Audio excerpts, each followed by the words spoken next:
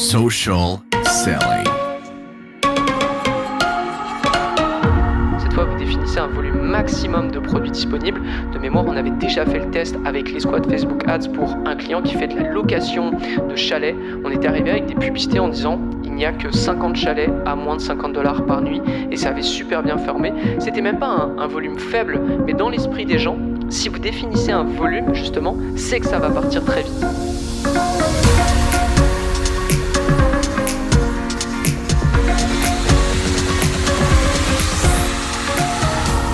Mon nom est Antoine Gagné au nom de toute l'équipe de J7 Media. Je suis très content de vous avoir avec nous aujourd'hui pour un nouvel épisode de Social Selling. Si vous aimez les épisodes qu'on sort chaque semaine, on vous invite à vous abonner sur Spotify, Apple Podcasts ou sur votre plateforme de balado préférée afin d'être notifié des nouveaux épisodes qui arrivent tous les mercredis et vendredis matin. Je suis en compagnie de mon collègue Antoine Dalmas aujourd'hui qui revient tout juste de la conférence totalement sensationnelle du AdWorld dans laquelle on a des intervenants qui gèrent des budgets médias incroyable. Et je crois bien, Antoine Dalmas, que tu as beaucoup de choses à nous dire sur cette conférence. Salut Antoine, salut tout le monde. Effectivement, le AdWorld, c'est probablement le plus gros événement de marketing en ligne et j'ai eu la chance de voir énormément de conférences sur des sujets très variés, allant de l'emailing, du copywriting, de la publicité et de la création de contenu. Et Antoine, je me tourne vers toi. Quel est l'élément le plus important en publicité? Qu'importe la plateforme que tu utilises, selon toi? Si on revient à notre fameux pacto, on pourrait dire que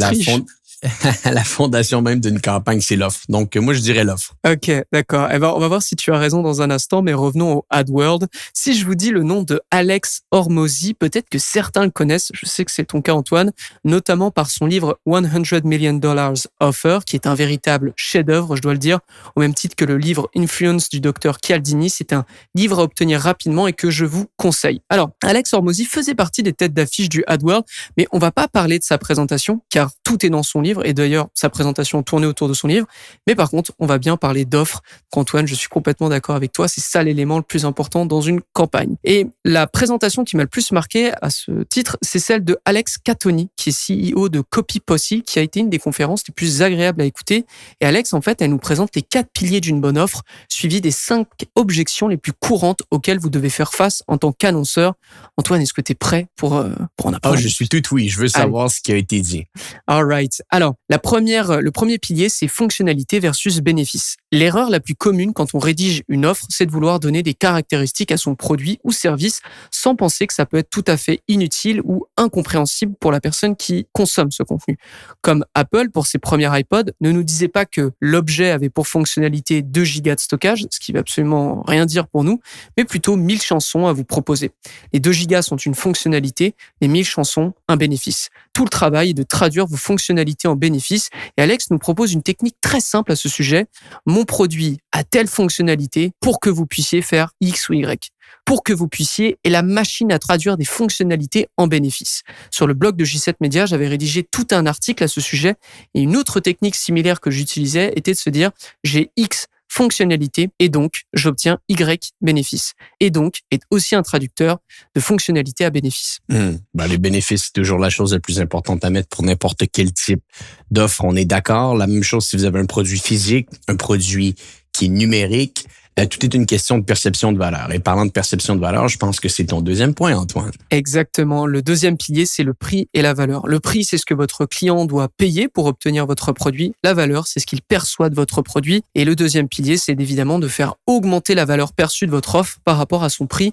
Et Alex a 3 leviers pour ça. Tout d'abord, la juxtaposition de votre prix. C'est un élément que je retrouve énormément sur des tunnels de vente américains qui consiste à comparer votre offre à des offres similaires d'autres annonceurs ou à d'autres alternatives possibles. C'est très utile lorsque vous offrez effectivement plus de valeur que l'ensemble de ces alternatives directes ou indirectes.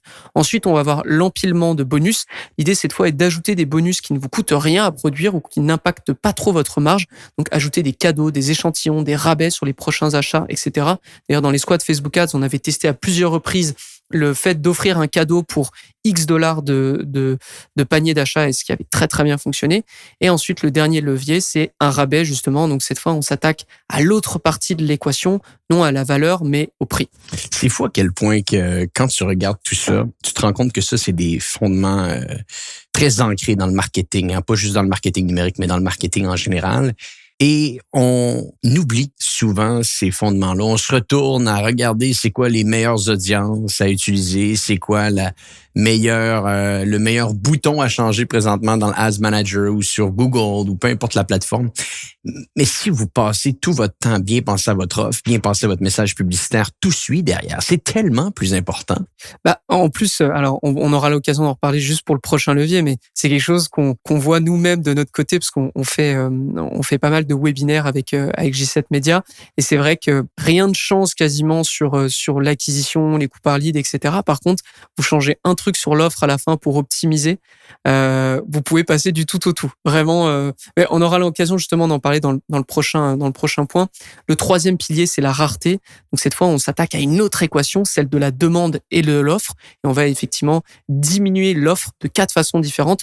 Tout d'abord, vous avez la rareté de prix, le fait de proposer des prix qui vont augmenter petit à petit ou à des échelles de rabais ou de volume. Par exemple, sur notre magasin, les 50 premiers achats obtiennent 30% de rabais, les 50 suivants 20%, ensuite 15, 10%, etc. C'est très utilisé notamment dans l'événementiel, sur les early bird tickets, mais qu'on peut adapter au e-commerce sans problème. Ensuite, on aura la rareté de volume. Cette fois, vous définissez un volume maximum de produits disponibles. De mémoire, on avait déjà fait le test avec les squads Facebook Ads pour un client qui fait de la location de chalets.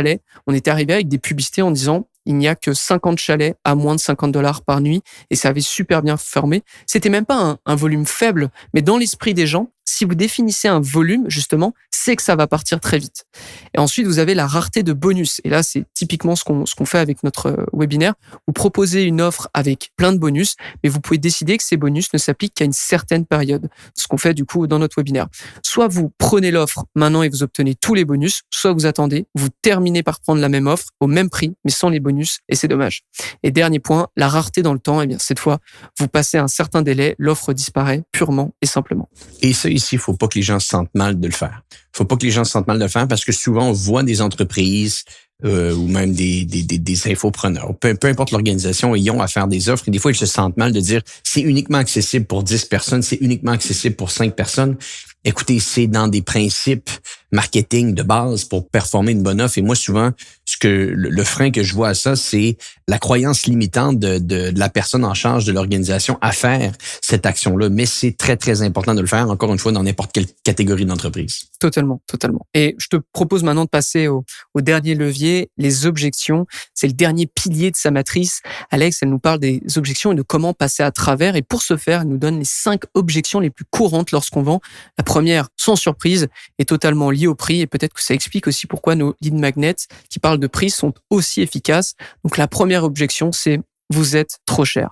Ça paraît imparable, et pourtant c'est que votre client détermine que la valeur de votre offre ne dépasse pas son prix. À un certain point, on est d'accord, parce que si vous vendez un appartement de luxe à quelqu'un qui n'en a juste pas les moyens, je suis pas sûr qu'ajouter un jacuzzi dans sa salle de bain va lui permettre de débloquer son prêt à la banque. Mais il y a un autre moyen d'augmenter la valeur de votre offre, c'est de définir par exemple un prix à tout ce qui la compose. Et je pense surtout aux infopreneurs et aux coachs. Lorsque vous proposez une compilation de services, eh bien l'exercice à faire, c'est de donner le prix de chacun de ces services comme si vous le vendiez à l'unité. Cela vous donnera un total bien supérieur au prix de l'offre finale, et ça servira de point de comparaison à votre client, et on se retrouvera dans le premier levier, à savoir la juxtaposition des prix. Tout se remet ensemble. Et exactement. Deuxième et troisième objection, ça ne marchera pas pour moi, ou j'ai déjà essayé, ça n'a pas marché. Dans ce cas, il faut évidemment donner des études de cas, de la preuve sociale, des avant-après indiscutables. Et pour l'autre objection, c'est d'appuyer votre différence avec les autres solutions que vous devez connaître au maximum si vous voulez être beaucoup plus impactant. Et ensuite, travailler votre Unique Selling Proposition, ou USP, qui définit la valeur de votre offre, puis ajouter des preuves concrètes à nouveau. Beaucoup passent par la preuve sociale et par des témoignages, en fait. À tous les auditeurs du podcast Social Selling, j'ai une question pour vous. Aujourd'hui, est-ce que vos campagnes Facebook Ads fonctionnent à la hauteur de vos attentes? Est-ce que malgré les tests que vous faites, vous blâmez encore iOS 14 pour vos résultats à la baisse? Dans la dernière année, chez J7 Media, on a redoublé d'efforts dans nos tests et on sent une nette amélioration avec les campagnes de l'ensemble de nos clients. En plus de campagnes Facebook Ads, on a également amené à notre agence des services en publicité Google afin d'intégrer une approche multicanale à notre stratégie. Un département email marketing possédant la certification Platinum offerte aux agences premium chez Klaviyo. Un studio vidéo orienté sur la création de contenu natif et plusieurs autres services vous permettant d'accélérer votre croissance. Donc, si vous désirez un nouveau partenaire pour terminer l'année en force, on vous invite à vous rendre au www.j7media.com/social selling. Donc, je le répète, J, le chiffre 7, média au singulier.com, SOCIALSELLING, ou encore écrivez-moi directement en privé sur LinkedIn. Et je me ferai le plaisir de personnellement discuter avec vous afin de savoir comment on peut vous bâtir sur mesure une analyse de vos efforts actuels. De retour à l'épisode en cours. Et je pense que pour tout ce qui est en contexte d'objection ici, ce qui est très, très important de faire ici, c'est de passer énormément de temps en termes de recherche. Ouais. OK, en termes de recherche sur les croyances limitantes et les croyances limitantes internes et les croyances limitantes externes de vos clients. Qu'est-ce que je veux dire par là? Une croyance limitante interne, c'est une croyance limitante que nous-mêmes, on se dit continuellement. Donc, peut-être dans un cas ici, si on a à acheter, disons, un programme de fitness, ben moi je peux pas le faire, j'ai jamais été en forme, j'ai jamais été capable de perdre du poids. Donc ça c'est une croyance limitante interne. Donc on se dit continuellement qu'on est incapable de le faire. Allez faire des recherches sur vos clients afin de les trouver ces croyances internes limitantes là, parce qu'il y en a beaucoup. Et des croyances externes limitantes, c'est tout ce qui se dit autour de vous et qui au final peut impacter votre opinion. C'est-à-dire encore une fois, si on reprend le volet du fitness, ben là tout le monde dit autour de nous que les régimes keto, c'est ce qui va te faire perdre du poids. De devenir végétarien, c'est ce qui va te faire perdre du poids également. Donc ça, c'est des croyances et des échos que tu entends autour de toi qui, au final, peut te faire impacter ton opinion. Faites des recherches dans votre industrie à vous, à savoir quelles sont ces croyances internes limitantes, quelles sont ces croyances externes limitantes-là, et vous allez vous en rendre compte, plus souvent qu'autrement, quand vous allez les trouver, elles vont faire partie de votre argumentaire de vente au final parce qu'elles sont là, les objections. Elles sont là, les objections. Et si vous avez une réponse à ces croyances internes et croyances externes, habituellement, vous risquez, encore une fois, d'augmenter le taux de conversion de votre offre. Complètement. Et du coup, ça me fait sauter à une objection qui va appuyer ce que tu viens de dire, c'est que je n'ai pas besoin de votre solution. En fait, votre client ne s'est pas reconnu dans votre solution car elle ne va pas régler son problème. Et dans ce cas précis, il y a un manque d'empathie quant à la situation de votre client. En fait, vous n'avez pas fait cette recherche et du coup, vous n'avez pas réussi à définir précisément ce qu'il était en train de vivre. Et avec J7 Media, justement, comme tu le disais, Antoine, on aime bien faire la liste de toutes les situations que notre audience peut vivre parce que ça permet d'accrocher un maximum de gens. Il y a aussi une autre technique que je vous donne, que j'adore faire, c'est d'appuyer la continuité du problème, c'est-à-dire OK, tu veux pas prendre notre solution, donc voici ce que tu vas vivre derrière. Ton problème ne sera toujours pas réglé, tu vas continuer de chercher en vain, tu auras plus de frustration à ce sujet et dans l'urgence, tu vas prendre quelque chose qui ne te convient pas du tout. Donc tout à fait Antoine, faut faire des recherches pour trouver justement qu'est-ce que vit la personne pour appuyer dessus et travailler dessus. Exactement. Et je te propose de passer à la dernière objection, c'est « je n'ai pas confiance en vous ». Probablement une objection que vous n'entendrez jamais en face, mais qui pourtant existe bel et bien. Dans ce cas de figure, la preuve sociale va beaucoup aider, mais pas seulement. Vous pouvez proposer des gages de sécurité, comme des politiques de remboursement par exemple, ou d'autres comme des garanties en cas de problème. Et aussi, le storytelling va être un très bon moyen de créer de l'empathie, non pas envers le client, mais autour de votre marque et de votre personne. Bon, ben, faut croire qu'on va déjà acheter notre passe pour le AdWorld 2023 ou 2024. Là, il me semble qu'il y en a à tous les 6 mois maintenant. Le AdWorld, c'est quoi? C'est 2 fois par année? Ouais, c'est 2 fois par année. Alors, je vous le dis, on est resté dans le marketing général et comme tu le disais, ça fait du bien de revenir aux bases. Mais je tiens quand même à préciser qu'il y a beaucoup de conférences autour de la publicité Facebook. C'est juste que je réserve ce contenu aux membres de la J7 Academy, à savoir les tests à mettre en place, les marques qui sont mises de l'avant pour leur communication et sur lesquelles il faut garder un œil. Tout ça se trouve dans nos workshops mensuels de la J7 Academy. Donc, si vous hésitez encore, n'attendez pas trop parce que le prochain workshop à ce sujet, c'est dans 2 semaines, il me semble. 2 ou 3 semaines. 2 semaines. Bon, ben ça veut dire que les gens, allez jeter un petit coup d'œil, j7academy.com, si vous voulez en apprendre un petit peu plus sur la J7 Academy. Bon, Antoine, on s'était dit qu'on ferait 2 épisodes pour le AdWorld parce que beaucoup de contenu... Il y en a un prochain, le mois prochain. Il y a énormément de contenu, vraiment énormément de contenu quand même à vous proposer. Donc, il y en aura un le mois prochain à ce sujet. Pas de problème. J'aimerais parler un petit peu aux gens aujourd'hui qui nous écoutent concernant l'offre parce que en t'écoutant parler aujourd'hui et en analysant tous ces points-là, ça me ramène toujours au même point et même avec nos collègues à l'interne. Bien comprendre, bien travailler sur une offre marketing, vous avez même pas idée si vous êtes un annonceur, un media buyer ou n'importe quelle personne qui opère en marketing, l'avantage concurrentiel que vous allez développer en tant qu'expertise, en tant que compétence, vous allez avoir une valeur sur le marché tellement plus élevée. Si vous êtes une entreprise aujourd'hui, vous allez voir vos résultats augmenter considérablement.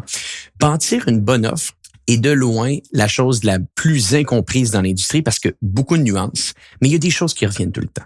Et je pense qu'Antoine les a bien dit aujourd'hui. Je vais essayer peut-être encore une fois de les résumer. De jouer sur l'effet de rareté, de jouer sur l'effet des bonus. Donc, si on veut être très pragmatique pour les gens qui nous écoutent aujourd'hui, comment que en 1 ou 2 minutes, ils peuvent améliorer leur offre. Donc, on met de la rareté, un nombre maximum d'items. On met des bonus qui vont automatiquement en empilement. Ouais, c'est le terme empilement. Nous, on aime utiliser l'anglicisme, le stacking. Ouais. Donc, le stacking de bonus, très, très bon parce que, encore une fois, ça va augmenter la valeur de votre offre. Et quand on augmente la valeur perçue de votre offre, automatiquement, le prix paraît plus dérisoire. Après la rareté et les bonus, l'urgence, un temps limite sur une offre. Encore une fois, c'est souvent des croyances internes limitantes de gens que je vois qui sont pas capables de se dire « Wow, non, je peux pas mettre un temps maximum parce que les gens vont vouloir l'acheter après. » Oui, on comprend là. Mais c'est pas pour rien qu'il y a autant de flash sales d'un week-end seulement, de lancements orchestrés qui vont être faits au niveau de l'infopreneuriat. Donc, l'urgence est un troisième point que vous êtes capable d'intégrer très rapidement à votre offre. Et je pense que le quatrième point, où est-ce qu'Antoine parlait des objections, ça, c'est un des points excessivement importants à comprendre et faire des recherches autour de ça. Ce qui me faisait penser à la conférence Hypercommerce qu'on a fait récemment, où est-ce que notre collègue Stéphanie Tifo, qui est en charge de la stratégie dans le groupe J7, et on a fait des recherches, puis on s'est rendu compte que cette année, c'est pas compliqué, là. Les gens, dans le Black Friday, peu importe ton rabais, 90% de ce qu'ils veulent le plus, c'est une livraison gratuite. Ben ça, écoutez, on peut pas trouver cette information-là si on fait pas de recherche. Donc ça, c'est une objection. Donc, t'as beau mettre 30 ou 40% de rabais, si au final, quand j'arrive pour terminer mon paiement, je vois que j'ai à payer un 20 ou un 30 euros ou un 20 ou un 30 $ de plus au niveau de la livraison, vous avez d'excellentes chances de perdre votre consommateur. Et ça vient d'où? Ça vient de recherche pour essayer de combler des objections. Donc, on l'a vu. Et là, par la suite, bien entendu, il y a d'autres objections qui peuvent sortir de là. Mais si vous êtes capable de garder ces 4 points-là en tête, et bien entendu, il y en a d'autres là. Mais ça, c'est des points faciles à mettre en place. Rareté, stacking de bonus, urgence, recherche sur les objections pour amener des solutions. Habituellement, vous mettez ces 4 points-là en place spécifiquement avec le Q4 qui arrive, vous risquez de voir une amélioration de vos conversions. Après, encore une fois, je leur ai dit, il y a beaucoup de nuances, mais ça, je pense que c'est des points simples que n'importe quel auditeur aujourd'hui peut écouter, comprendre et appliquer par la suite. Tout à fait. Je vous encourage, je l'ai dit au début de podcast, mais je vous encourage vraiment à acquérir le livre de Alex Hormozi parce qu'il l'explique très bien. Ah oui. Et comme tu dis Antoine, c'est dès lors que vous savez faire des offres, c'est une arme redoutable que vous pourrez mettre en pratique avec n'importe quel business et avoir des résultats. Totalement. Je fais juste un petit PS. Social Selling se trouve désormais aussi sur YouTube parce que certaines personnes nous l'avaient demandé. Donc, je vais vous mettre le lien dans les notes de l'émission. Il y a un channel spécial Social Selling qui s'appelle Social Selling Podcast et sur lesquels, à partir de maintenant, tous les nouveaux épisodes arriveront. Donc, vous pourrez les écouter sans avoir à aller sur Apple Podcast ou Deezer ou Spotify. Voilà, c'est tout. Fantastique. Écoute, Antoine, merci beaucoup pour ces informations. Merci beaucoup de prendre de ton temps de travail et aller à des conférences. Mais je pense que c'est long. Ah ouais, non, mais c'est très long. Il y en a beaucoup. Parce que là, je vous dis tout ce qui marche. Mais il y en a qui arrivent. Ah là là, je sais pas pourquoi ils sont venus, vraiment. Et puis t'as des paresseux aussi qui, je dirais pas les noms, mais qui justement ont des gros noms et qui arrivent en mode paresseux. Mon nom va vendre et ça marche, mais bon. T'en sors pas beaucoup. Je pense qu'il faut, dans des conférences comme ça, il faut que ça arrive également avec du très bon contenu. Antoine Dalmance, merci beaucoup d'avoir été avec nous aujourd'hui. Je vais refaire quelques apparitions dans les prochaines semaines sur Social Selling. Je me suis ennuyé des incroyables idées d'Antoine Dalmance, donc vous allez me réentendre sur Social Selling dans les prochaines semaines. Merci encore. Et pour les gens qui nous écoutent, on se dit à bientôt pour un prochain épisode de Social Selling. Social Selling. Social Selling.